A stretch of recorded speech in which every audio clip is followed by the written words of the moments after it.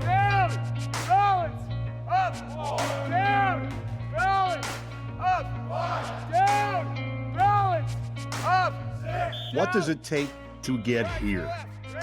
Nothing less than everything you have every day. To stay here, it takes even more. The sacrifices that these athletes have made from the time they were in grade school have brought them here, together. It can be a grind, but for these players, it is a way of life, a love for the detail. There is no instant gratification, but in the end, the rewards are great.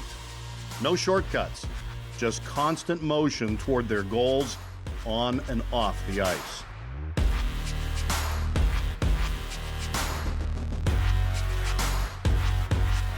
We feel very confident that what we can provide our student athletes here is at the very highest level in terms of what they need to develop, but the competition to get here and what now everybody is doing to try to separate themselves to get a chance to play Division I hockey and even in the Big Ten is pretty extreme. And our guys work extremely hard for a lot of years, long years, and not only on the ice but off the ice, and everything from their body, their conditioning, their strength, their stretching, to how they think the game, to their skating and shooting. They put a lot of work in it. I hope that it's a lot of fun, but I do have a great respect for the guys, for the Division I athletes, hockey players of today. Is no one just gets here easily. It's a lot of work, and I think we have a great work ethic, but it started not only once they get here. I think for a lot of them, it started for a lot of years prior to it. The bond is the common sacrifice to get to Penn State for all of the students. They too are all in motion towards something greater. They already have made Pagula Ice Arena the best atmosphere in college hockey. Now a wind and a drive from the far point, loose rebound, fire, score! Andrew Stern! This week on the Penn State Hockey Story, we show off that atmosphere with a whiteout against #1 Notre Dame. And Denis Smirnov takes us back home to Russia over the winter break.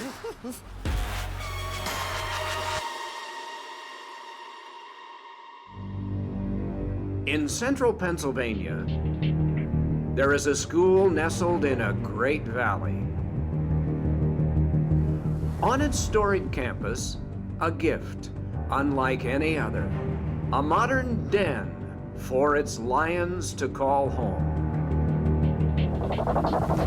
Inside lives a team that has changed the complexion of the college hockey world. Its uniforms, like its mission, are simple and bold. Its fans, known for their passion and pride, have adopted this beautiful game played on a frozen sheet of ice as their own. Together, they have transformed this region, once known as Happy Valley, into Hockey Valley. This is their story.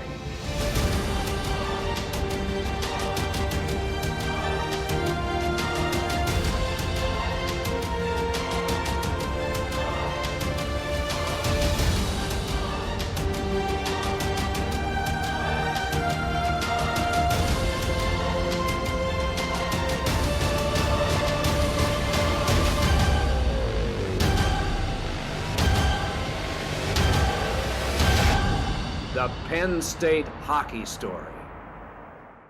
Hey guys, we're in Moscow, Russia, and you're watching Penn State Hockey Story.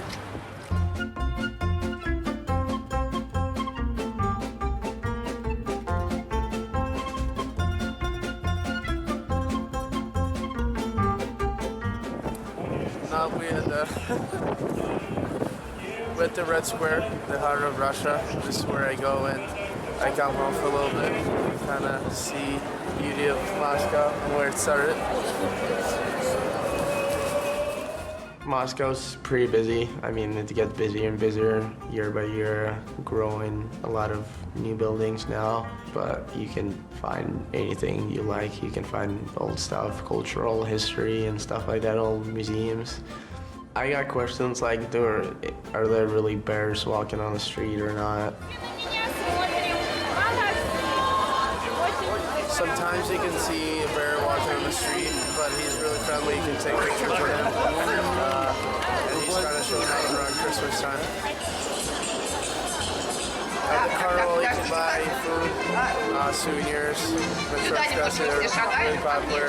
You can find a present for every member of the family.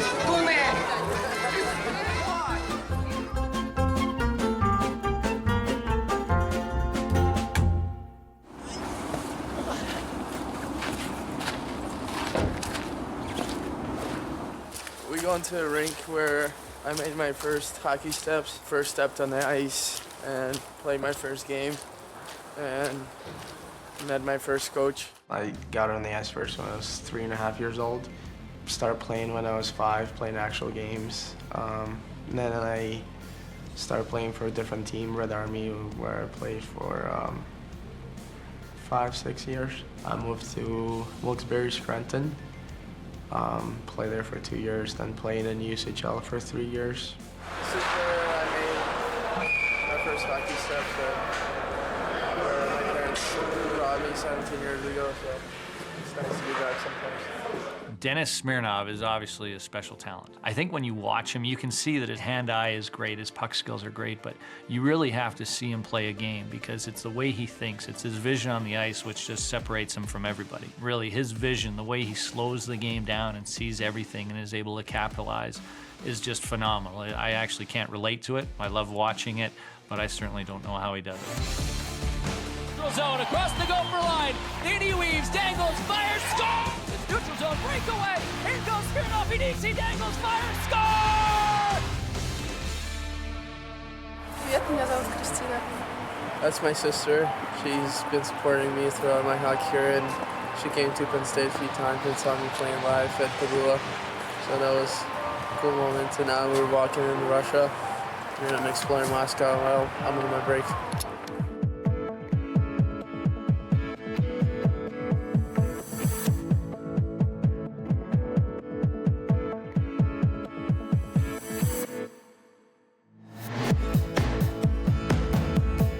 When I go back home for holidays, I usually like walking around the city, going to parks and see some new stuff and see some old stuff.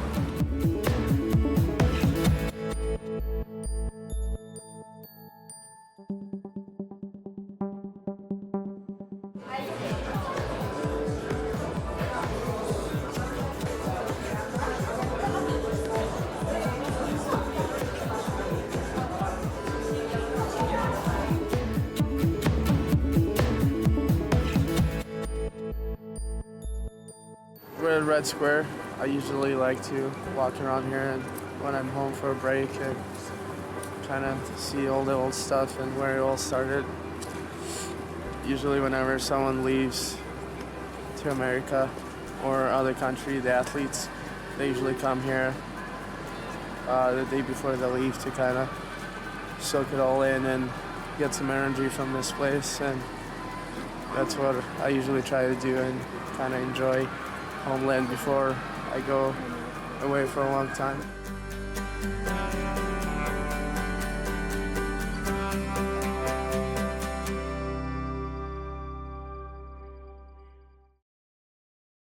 Back at Pagula Ice Arena, Game 1 between Penn State and Notre Dame. Brian Tripp joined by Penn State head coach Guy Godowski. And Coach, before we go into matchups with this game, I think the first thing everyone will see when they walk in the building tonight is a sea of light. What's it going to be like when you walk on the bench? You know what? I'm really looking forward to this atmosphere. This is why you come to Penn State. You play the very top team in the nation, and you do it in an incredible atmosphere, and I'm sure that's what we're going to have. I can't wait. As you said that the student section's already filling up. I can't wait to see them.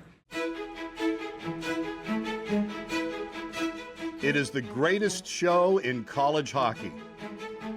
A winter weekend in Hockey Valley, Pennsylvania.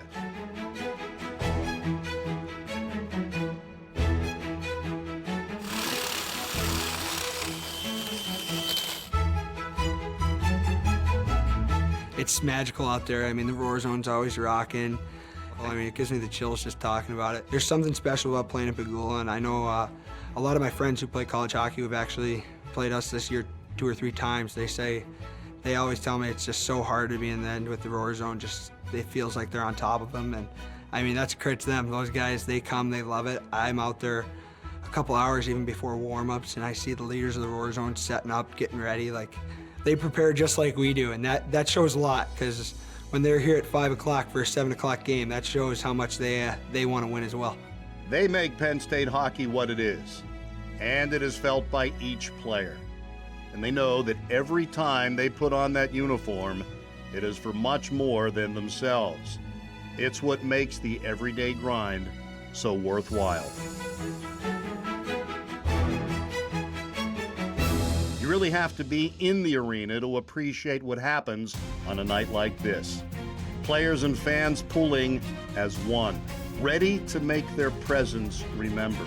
Shot down low, Marsh scores off the face-off, chipped it right out front, all alone on Morris, and that's how Penn State gets its first goal. Oh, right off the face-off, it's Marsh. That didn't take long.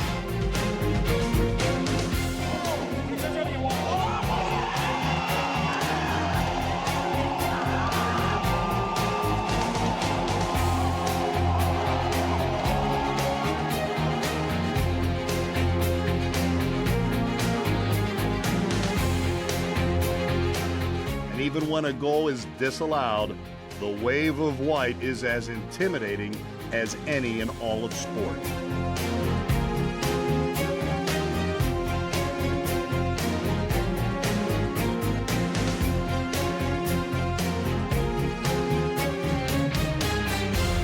National television audiences and media outlets provide unequaled coverage of Penn State hockey so that family and friends around the world always feel close to the Nittany Lions, who love to put on a show. And off the face-off, another goal for the Nittany Lions. That's two right off the draw, and it's the same group again that gets it done. Chase Berger this time makes it 2-0. It is a place to let everyone know who we are.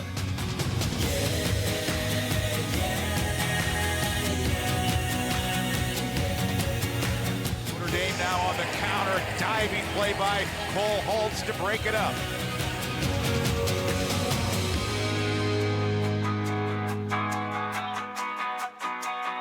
They call the 2-goal lead the worst lead in hockey. No one knows why, but it serves as extra motivation for the team who is down. To get the third goal is so important, and both teams were trading punches like a prize fight. And Penn State got so close so often.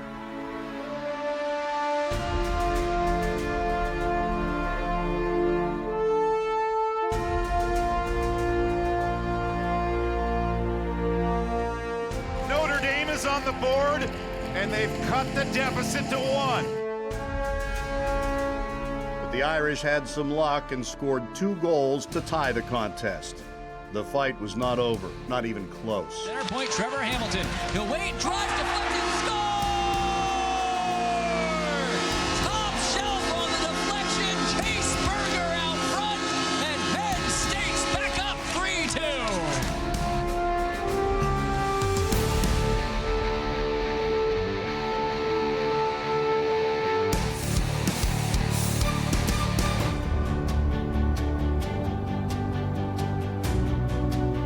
The great thing, win or lose, is that the blue and white stay true to their game, playing with passion and instinct, showing no fear.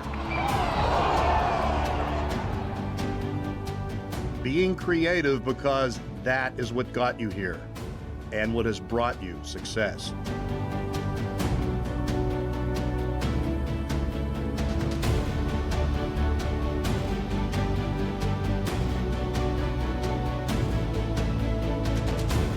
And even when it isn't going in, your effort is always noticed. Notre Dame would pull ahead and win Friday night's game thanks to 48 saves by their goalie, some when he wasn't even looking. But what will be remembered from that night was the passion and the heart of the student section, the true soul of Penn State hockey.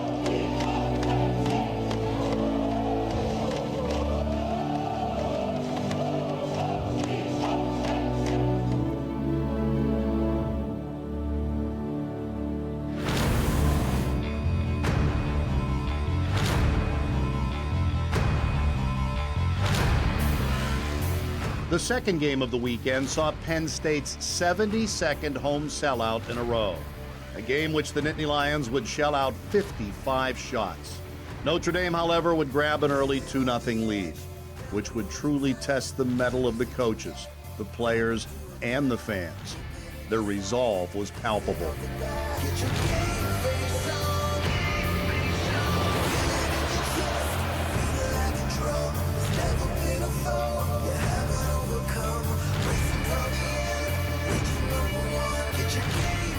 Played behind the net by Morris, thrown out front, starts to the backhand, forehand side of the goal. Barrett couldn't slam it back in. Now a wind and a drive from the far point, loose rebound, fire, score! And Drew Stearns on the rebound. The players have every resource, including the ability to review every play in between periods, which the staff takes full advantage of. Two guys picked the time to change, which is excellent. We're able to keep it in. Now we have guys changing. We keep it in. Barrett goes down, wins a battle. First guy changed. Barrett wins a battle again, gets it off. Now he changes. Marsh goes to the front of the net, so Evans has to take him, and Sturtsy goes. That's all. Hey, you're going to get goals by playing as a team and playing for each other. And if you keep doing that, it's going to be a big one. For Penn State, earning a tie after being down 2 to the #1 team in the country was the immediate goal. And for most of the game, the Nittany Lions were taking it to #1. Gobetz back to the Irish line, Soucies. Soucies into the zone. Slides it between the circles. Byro down low. Shot blocked. Soucies off his skate out front. Byro again flips it. Side of the goal. Shot. Score! Penn State ties it at 2. The Nittany Lions even it up.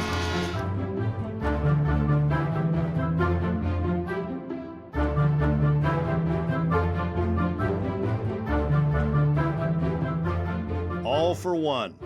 What does that mean? It means sacrificing your body for everyone in the building. It means getting hit in the neck, getting knocked down, and then getting right back up.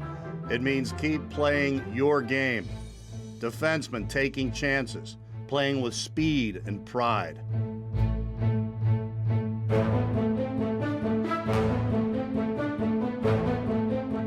It is 100-mile-an-hour shots, incredible athleticism, and never backing down.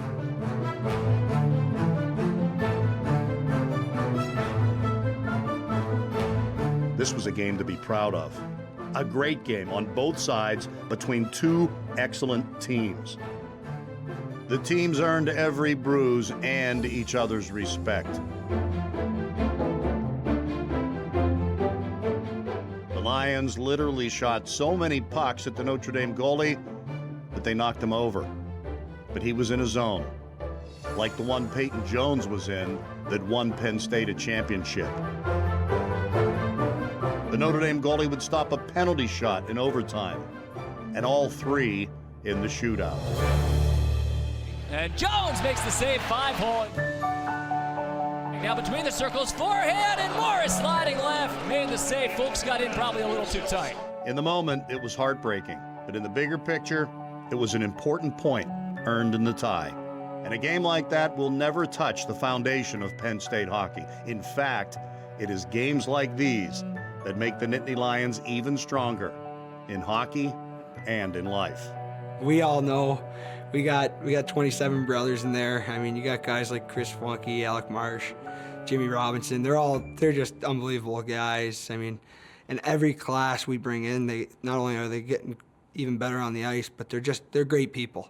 And that's a very hard thing to do for a coaching staff, because they don't get to meet these guys too much. I mean, they definitely do their research, but they bring in great kids, they bring in great character guys, and I think that's more of why we are the team we are today. Not just the skill, it's how close we are as a group. It's also a very high testament to the captains as well, to keep everyone in check and make sure we're all here for the benefit of the team, not just ourselves.